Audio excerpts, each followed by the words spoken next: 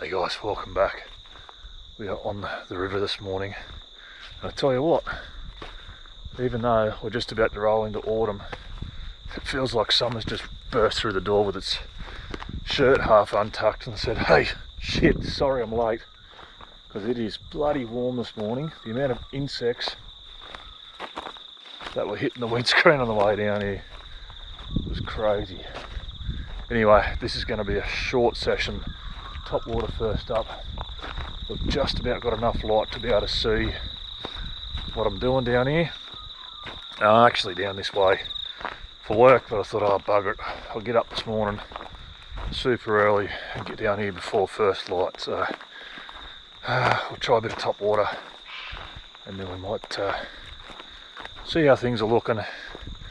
If they're on the chew, I might be a little bit late to my job, but that's alright. Be all good. Anyway, let's rip in and see what we can do.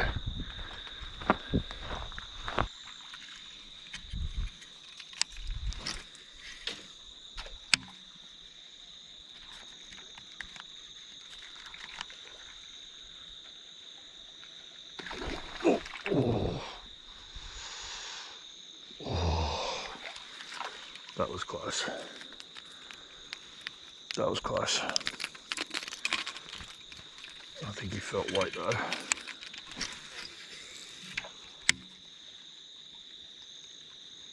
That's what you want.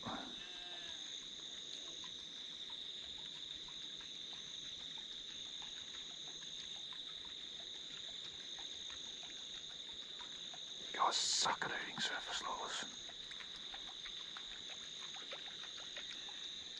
That's the sort of action we want straight off the bat. I just beat a whole heap of ducks, or 2 ducks and a bunch of ducklings off this stump just here. Which I'm just going to put one more cast across the front of the root ball. I'll tell you what, I would not want to be one of those ducklings.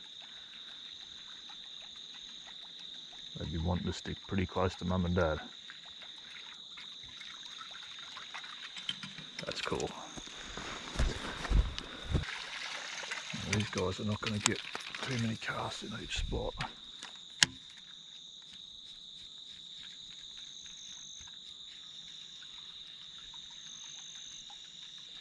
Because I want to cover as many logs as I can during this prime light.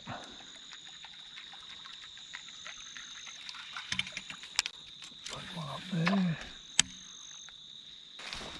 And there's not a heap of flow, but the river has come up twice the volume of what it was about probably 4 days ago,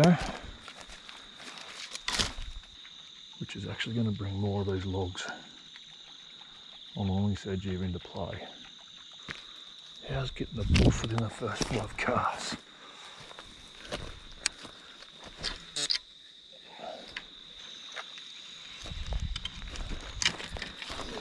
Light comes in so quick.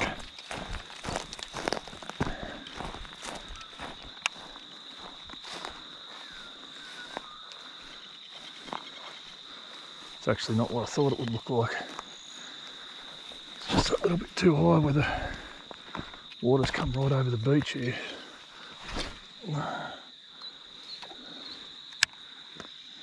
Yeah, we better scoot because we've got no time to waste. And that's not prime. The rocks are out over there, but they're outside of casting range. Head back this way. Might give this fish down here one more look at it.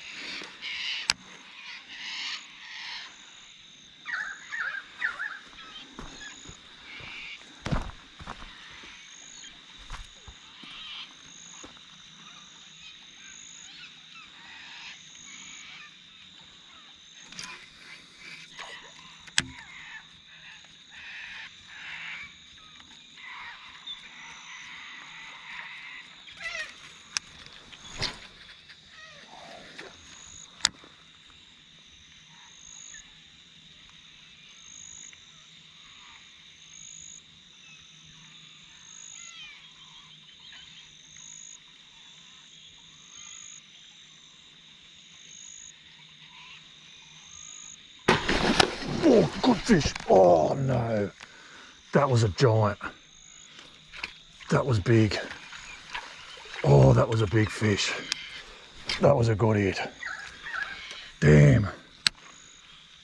That's twice. Oh, he was fully out of the water on that one too. Oh, holy smokes. That looked like a good 90 odd centimetre fish. Oh,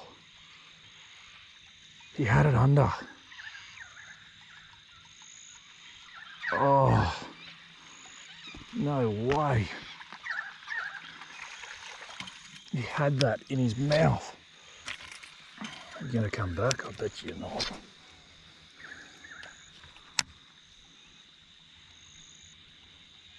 It'd have to be that same fish from before, but that was fully committed. Right out of the water, right there. It just explodes out of nowhere. Bloody good fish. I've got to keep moving though. The temptation is now to just thrash this out, hoping he comes back, but there is a good chance that he won't.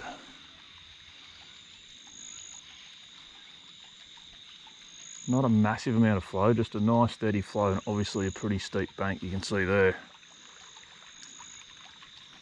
It's got that pretty big cutout. There's a fair bit of timber that's actually underneath here, but there, through there, you can't see bugger all of that tree.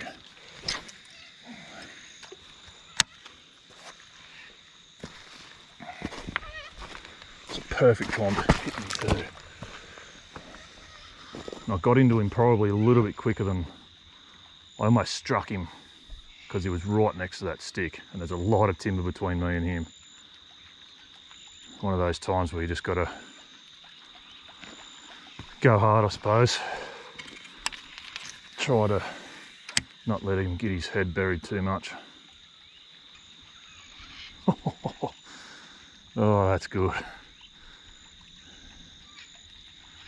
And we're still in with a chance of another boof yet.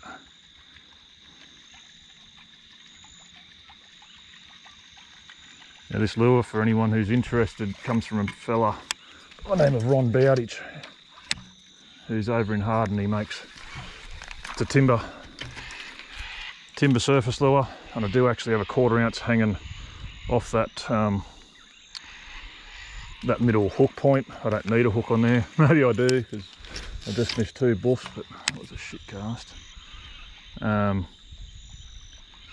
And that's just to weigh it down a little bit more so it doesn't actually pop out of the water when the fish comes up to eat it, because timber lures are very buoyant. Just got to clean that spool. And they tend to sort of pop them out of the water, but both of those fish actually had the lure well and truly under.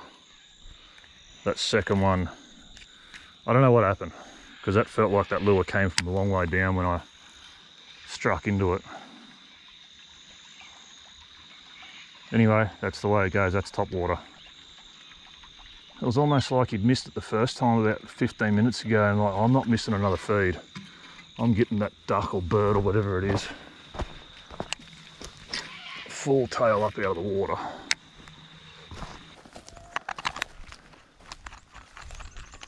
Well, that wasn't a bad first light session. Unfortunately, that one hell of a bird's nest cost me the last probably 10 minutes of the morning, sort of late prime before the sun actually hit the water. But man, oh man, that fish that came up and had a crack at that Topwater. I mean, the first one was like, you know, within, I think it was like 4 or 5 casts. And the first log that I was sort of casting at. Then I come back and I was only just upstream by about probably 15 metres of that fish on the way back down again, and got cracked again. That was a proper good fish. Could have been the same one. A fish that's nice and big and active and looking for a feed. Like I said, he must have been pretty upset that he missed it the first time, because his second crack was massive. Anyway, Just going to head back up here to a couple of these bigger, deeper stumps. Yeah, I might throw a weedless plastic on. Just have a bit of a muck around for another half an hour or so. Then I've actually got to get to work. So, oof, that was a good session. No fish actually on the bank, but when you get crack like that on Topwater, it's always a good one. That's going to be it, folks. Sorry I couldn't actually show you a fish this morning, but I really do have to run, go and get these jobs sorted. Thanks for watching.